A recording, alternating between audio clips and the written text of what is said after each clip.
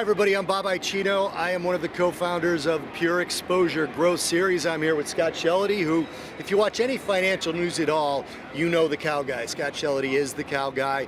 He's a regular on Fox News, on Bloomberg, on CNN. We're here at Tarot Tavern in Chicago, right at the intersection of Van Buren and Financial Place. Chicago Board of Trade is right there.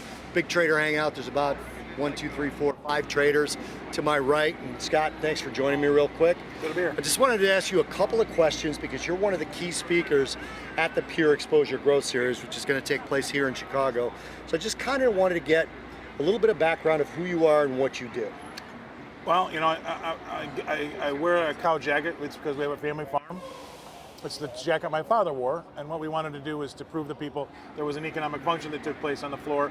We knew that that would garner some questions, and there would have to be some answers, and so it's almost a way to give people knowledge about what we're actually doing, right?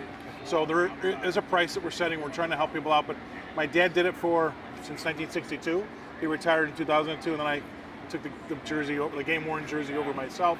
I mainly am known for ags. I have dealt in ags for a while, but I do more equities and fixed income now than I do ags, pretty much. Well, I was going to touch on that actually, because you're more an equity guy, even though you're known for ags, cattle, wheat, soybeans, and the like.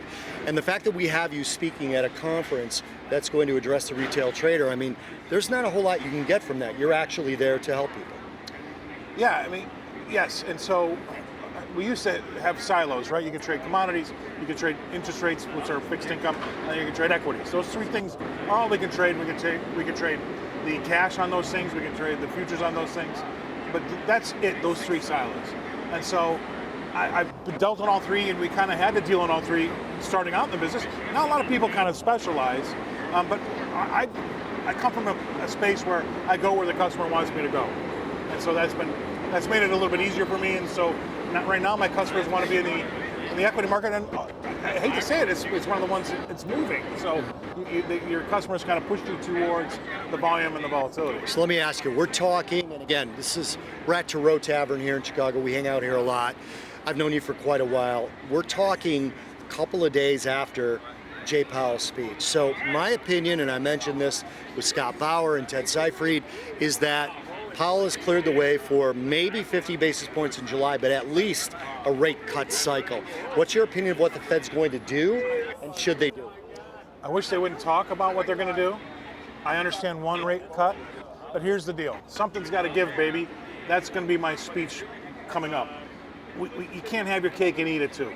We can't have an economy that the president's going to win the next election on, but at the same time over here we got to have a rate cut because things don't look as good as we'd like. Now I get it. You want to cut rates to bring the inflation rate up to 2%? A little weird, but I understand that, right? But at some point in time, either the economy's doing well or it's not. I got you. You can't have both. I got you. And that's why I say this. Be careful what you ask for. Make sure you know what you're getting out of that next rate cut. So I would say, at worst, you should say, I'll take the rate hike I did in December back and sit on his hands. All right. So I think that's the best thing to do. In that context, in that vein, active investing versus passive investing. What's your sort of opinion for the average person? I think the average person gets eaten alive by fees. So I would say you're a passive guy. Yeah, I'm a passive guy, right? We don't want to have a ton of high entries and exits, right?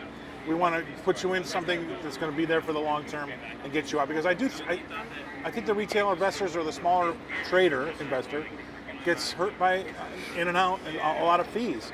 So we would try to catch trends and try to get the big picture rather than be in it to win it for the 10-minute cycle. Right. So again, I know you for quite a while. The other thing, other than the cow guy that you're known for, is sort of your macroeconomic view. So what are you bringing to the attendees of PureXposure? What are you going to talk about? What's your content? Because we're doing a no selling from the stage, and you don't really have anything to sell. So what are you bringing? Right. I'm going to overlay public policy with the markets. That's what I speak about on television most of the time, because as you and I know, we have these licenses. Right. We have to be very careful about what we say. Right. So I end up talking about not just U.S. government public policy, but also European and Asian, and then overlay that on the markets and give you an opinion about what I think that public policy is going to do. Guys, Scott Shellady, I've known him for a while, one of the top speakers in demand, on TV. We've got them for Pure Exposure. Watch your emails for when that event is and how you can join us in Chicago.